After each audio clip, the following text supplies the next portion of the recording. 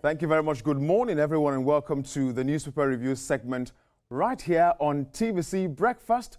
We will begin immediately with the Nation newspaper this morning with a header here. IBB, Abiola won June 12, 1993 election. I regret its annulment. And the reader here says, poll cancellation done by Abacha forces without my authorization. Olamide, finally, we are at that point. It's a good day to celebrate democracy in its own way. I love what happened yesterday. I love it. Right, I actually loved what happened yesterday. I mean, June 12th was, to many persons, a pivotal time in Nigeria's history. And of course, as well as we also acknowledge that, mistakes may have been made. It's a good step for our democratic system. It shows that we have, learned from our past, and now we are ready for the future. So it's good that we see, the former, military head acknowledging, some of the mistakes of the past and also using it as, a benchmark for those, ruling right now and those who will be ruling Nigeria in the future. Indeed. As a way of, acknowledging some of the mistakes and some of the things that he can also, put to good use. And despite the fact that, some persons saw the election as, peaceful, it came out that way. But like I said, it's a great win for democracy. It's a great win, for our leaders. I think we saw the president also acknowledging that. Indeed. And speaking of, the former head of state, there's a picture story right there on the Nation. We see the former head of state, IBB himself. Right. We see Gowon right there. We see Goodluck Jonathan, president. Right. And then our president, President Bola Tinubu, in the middle of all of them. And then we also see former President Olusegun Obasanjo on a round table. This looks absolutely good. It's been a long time I personally saw a mixture, if I would use the phrase, of former heads of state and presidents, and with the current president on a round table like this, not an effect meeting now, because I also want us to talk about that. Not an effect meeting. This is an environment where they could let their heads down, and be brothers, as it were. And this was a great one for me. I liked it. A more friendly environment, exactly. I would say. Exactly. And, looking at, former President Goodluck Jonathan, we see persons who made decisions really in Nigeria. It's a good one for Nigeria, but it's also, an acknowledgement of, some of the moves that we should also make for the future. So it's good that we have great men, sitting down perhaps to, acknowledge some of these things. At the end of the day, our focus is making Nigeria great. Right. And so it doesn't matter when you led or which party you belongs to. That show of coming together, oh, it's a wonderful one for me. But there's something else at the top nameplate of the Nation newspaper. Osun Council poll will be illegal, says AGF. But the governor is saying we'll go ahead despite advice. We are still calling for peace in Osun. The appeal court had given an order to halt the election. But the governor is saying we will go ahead irrespective of whatever. But whatever happens, it has to be peaceful at the end of the day and in accordance with the rule of law. No proof USAID fund sustaining Boko Haram, says U.S. envoy. That's on one side. We're waiting to hear the outcome of the report of our intelligence community before the Senate committee.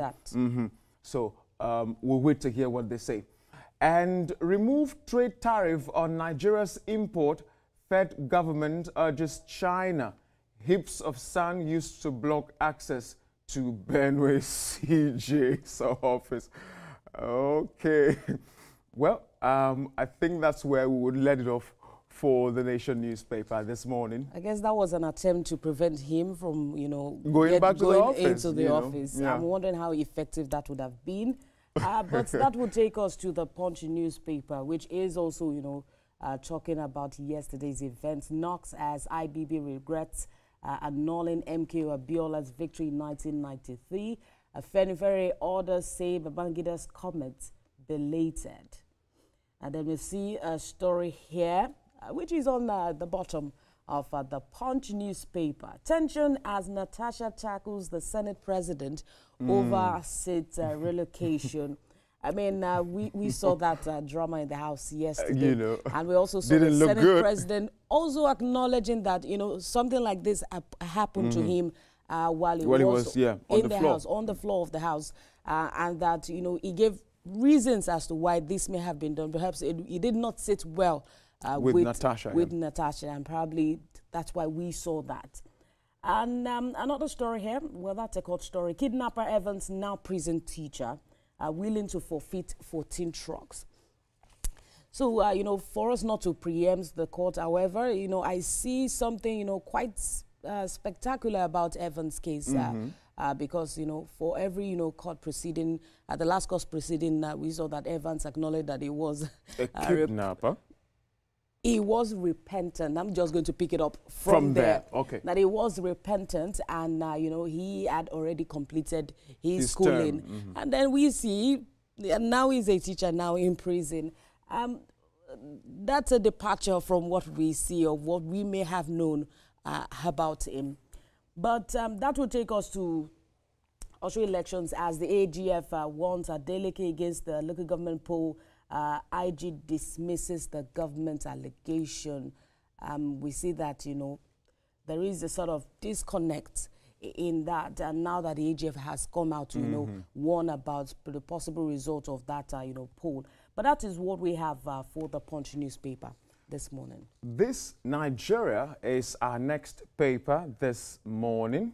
Again, the conversation on the June 12 annulment. Most regrettable, says Babangida, ex-military president, at launch of his autobiography amidst Abiola won aborted presidential poll. Delegiwa, it is foolish, cheap to say my government killed him. As Tinubu, Gowon, Obasanjo, Buhari, Jonathan, others grace epoch event. I like that. But there's a picture story again right here, Olamide, that I cannot ignore. I love picture stories. Aside some governors were seen at the background of this story. We see the former president, head of state himself, IBB, seated. But then there's something very beautiful. We see the former president, Olusegun Obasanjo, in handshake with our president now, Bola Tinubu. This is beautiful to see here, right? This is a show of brotherhood. It's a show of friendship. It's a show of togetherness. And I absolutely love this. I love this. This would let everybody know that whatever sides of the coin we are in this country, we are one. We are one. Right. And I love that so much. Right, we are one. Looking at, this picture, I mean, some will say, some who, have seen some other, back and forth that we've seen on social media will probably think perhaps there will not be an opportunity to sit down. But this gave an opportunity for some of these leaders to, and it was really beautiful. Relax and, merry in this situation. And one last thing, Taraba returns 198 stolen cows to owners, actually in Taraba State, well, in some other states in the north as well, but particularly in Taraba State, cows are quite, it's a wealthy commodity. Right. And so when you hear that 198 have been returned to owners, that is some victory note for those owners in that part. But that's what would end it for this Nigeria this morning. And that will take us to Nigeria Tribune, which is also talking about, the June 12th election. But there is a story here, which is, by the left of Nigeria Tribune, Nelson. NUT slams the federal government over 12-year basic education proposal, threatens strike in states yet to implement the minimum wage for teachers. Nelson, it's very concerning that some states, at this point, despite what I call it, incessant increase that we've seen in different sectors, have yet to implement the minimum wage. And I'm wondering how some, civil servants are coping in that state. And that's why we're also, always been saying that, state governors should also take the bull by the horn to ensure that they have enough, generate enough within their state. The state should be enough to, feed itself. And now that we see that, the NUT is, threatening an action for some of the states, there are concerns. And there is also the concern about the 12-year basic education proposal. The Senate observes minute silence for late Adebanjo. They've asked the federal government to immortalize him. Absolutely. He deserves, I mean. Of course. Of course. Yeah. Federal government terminates Oyo Gbomosho road contract to flag off Ojo-Iwo Road section of the Lagos-Ibadan Expressway. And some of the stories on the top of Nigeria Tribune, which is about, the central bank retaining 27.50% interest rates, maintaining the monetary policy parameters. I mean, I'm all for maintaining what we have right now. But that's what we have on Nigeria Tribune. The Guardian is our next paper this morning. A lot of picture stories right here, but we've touched on a few of them. Let's look at something else on The Guardian at the right corner of it, with a picture of Yemi Cardoso, the CBN governor, saying CBN adopts cautious approach to rebase inflation and uphold parameters. Yeah, we saw earlier this week that inflation has dropped, some significantly. And so it's important to ensure that it keeps on dropping. I mean, you just talked about some governments not implementing the minimum wage yet, which is just 70,000 naira. So we need to keep that dropping as far as we can. Next 6 action against malnutrition. Sidesteps tax bill, state police, others. And I see the picture of the vice president there. Okay, we would wait to see how this, eventually goes. If they are putting a stop for now on the tax reform bill. Remember again, the public hearing on the reforms will begin on Monday. Right. So we're waiting to hear from all sides of Nigerians what they think about this. And federal government tells Adeleke to suspend Osun LG election. Well, we're waiting to see if that really will be the case at the end of the day. Population growth will spike petrol demand by 93 billion litres, ARDA warns. Well, it seems as though, let me just be a bit sarcastic about this, if you're born today, you don't drive a car tomorrow, do you? Of course not, Nelson. So we're looking at a period of time before this actually... This is actually, effective. We see that, population growth will actually spike petroleum demand by 93 billion.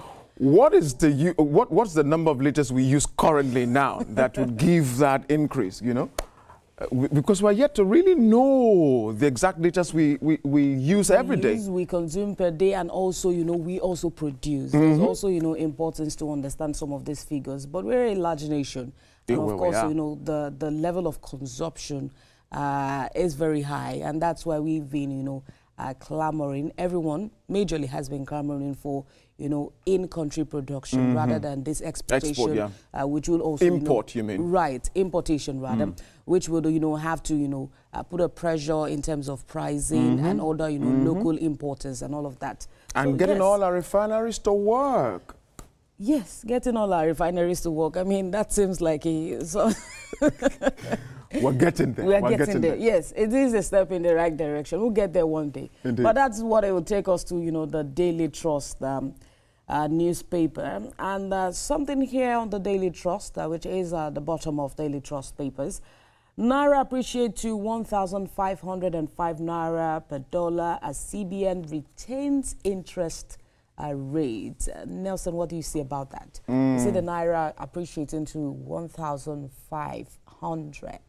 Well, I would say that, should I say this is, it's still not good, but it's a little better from what we saw you know, December to January, it drops a few hundreds, I would say, you know, to this. I mean, in comparison to the dollar, but this is still high.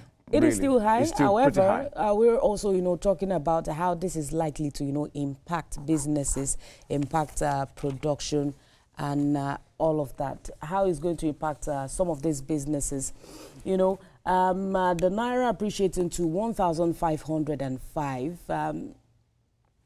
How this is going to trickle down, that should be the question. Because, you know, some business owners not necessarily will reduce their prices. And so that's why, you know, some Nigerians no longer care about, you know, the ups and downs, I will say, of the Naira. Because it doesn't directly change the prices of goods and services, so to speak.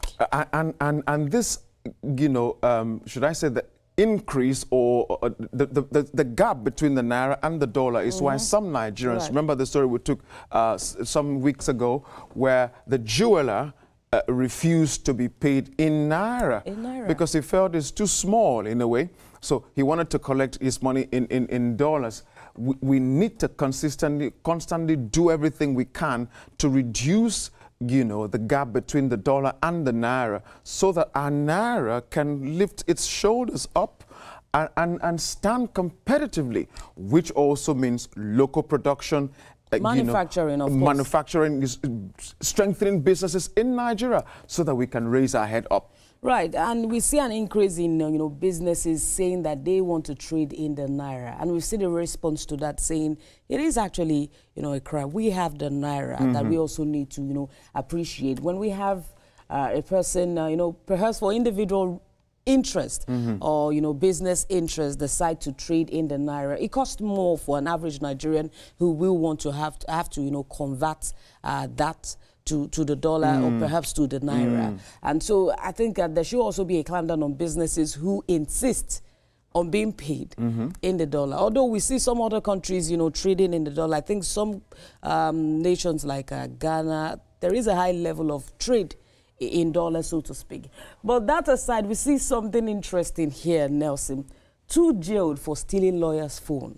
I mean, that's a direct bust. So normally the lawyer would have probably been the one to represent them in court and then you stole his phone. And then if you steal his phone, so who's going to represent you? Is that not even a fast process to to the jail? But that's a little funny to me, you know. But that's all we have for Daily Trust this morning. And the Sporting Life is our next and final paper this morning. Olamide, if you could help me right there, because I'm trying to find it right here. What does it say? Right, on Sporting Life, I see here, Osimhen, once again, our star, scores, Gala crash out. That's on the Galatasaray 2-2 as Alkmaar game. And Del Piero slams Gasperini for attacking Lukman. Another one says it will be Simon make Europe's top 50 pass masters. But that's what we have on Sporting Life this morning. And that's how we end it today on the newspaper review segment, as we now hand it over to the duo of Veronica and Ibrahim. Vero, such a wonderful event yesterday in Abuja, where the former head of state, you know, launched his autobiography. But the good thing about that was the coming together of the former heads of states and former presidents, you know, on a round table on a brotherly note. That was a good outing for me yesterday. Not because there are divergent reactions with regards to that, and that will be the focus of our next conversation. Thank you, Nelson. Thank you, Olamide, for bringing us up to speed on what the papers are saying.